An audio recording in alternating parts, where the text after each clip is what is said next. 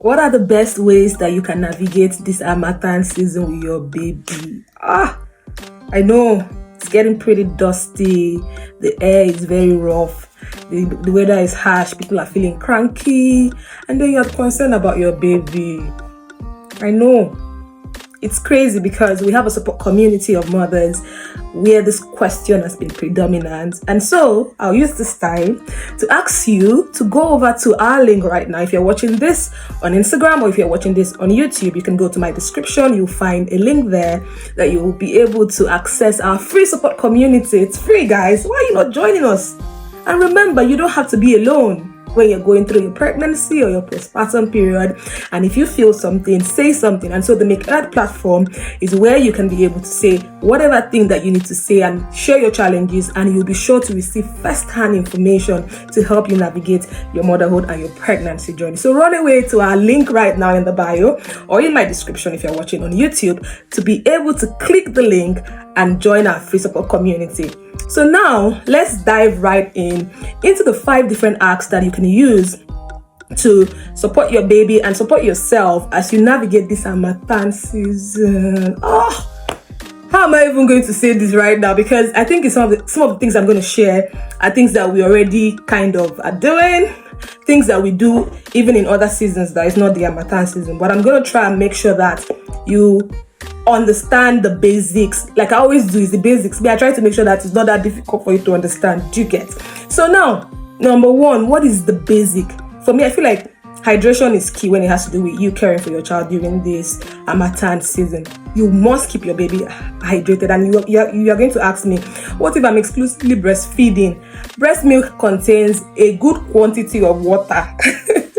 So don't come and tell me that, I cannot. Well, anyways, some people don't exclusively breastfeed and they have to deal with formula. So whatever it is that you're giving your baby at the time, make sure that they stay hydrated and you are feeding them well enough. Obviously, try and schedule your feeding to be more often so that it helps with hydration. And even if you're not exclusively breastfeeding, you can use water in between, because I'm not going to say, you must exclusively breastfeed. Obviously, we're here to support you. So if you are not exclusively breastfeeding and you want to use water, make sure that your baby is hydrated. It will help in this dry, rusty, dusty season.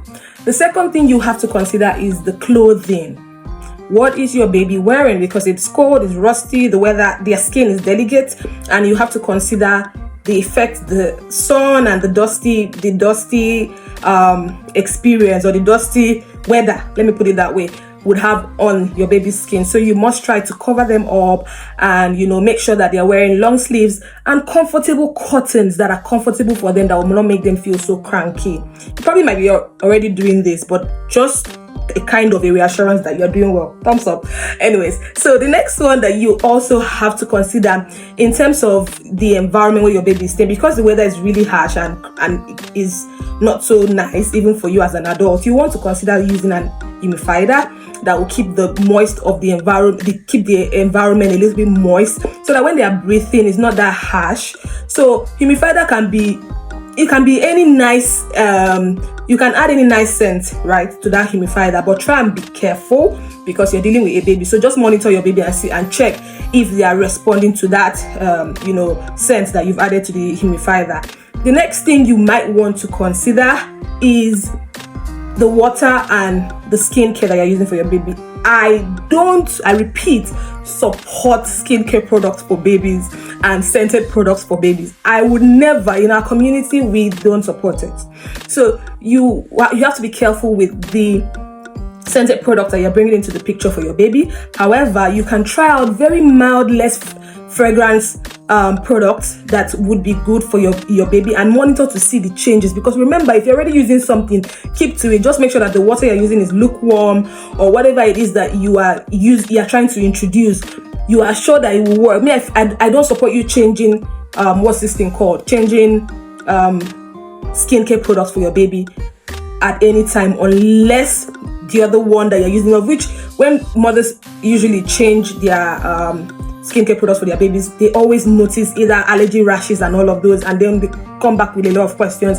I am not in support of you making changes without being sure that you are able to transition. You can get lucky and your baby doesn't react to the rash, to the introduction, and so you can be lucky. But whatever it is that you're trying, make sure that they are less fragrance, that they're not scented products. They are mild for the skin, and you use lukewarm water. Don't use very hot water. I know the weather is quite cold, but don't use very hot water because sometimes it can be harsh for the baby's skin. And the last but not the least is you making sure that where your baby is going to sleep is comfortable, that it is not too cold. So you can do that easily by wrapping your baby up in warm blankets, or making sure that the room, you can turn on your if you have candles to just keep the room warm, and make sure that the room is smelling nice. Again, monitor your baby to see how they react to it, because babies react to things differently. And so if you notice any changes, you can cut it short and try something else. So these are my 5 hacks on how you can navigate this Harmattan season. I know it has been stressing you. I hope you found this useful. If you have, remember to give me a thumbs up if you're watching on YouTube. If you're watching me on Instagram right now, give me a like, drop me a comment. Let me know how it has been doing you. Let me know if this hot and dry hair and this very cranky weather has been a tough time for you. Let me know how it has been, and let us know how we can help you navigate this journey. You know that we are interested in your mental health.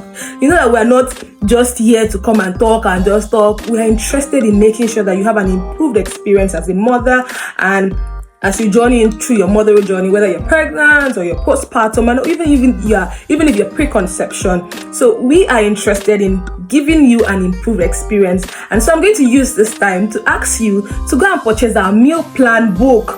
That book is selling out. Last week it was selling. And so mothers have used it for their winning journey, even though it's mainly to provide mothers with available resources about meal types that they can try for themselves and their babies. So if I were you, I'll go over to the link in our bio and click the link to check out some of our resources, like the meal plan book and the most recently launched handbook for mental health, which is like Mother Like Child. That book is your go-to book as a mother if you are ever in a challenging time on your motherhood journey. I want to thank you for watching this video up until the end. I will see you on the next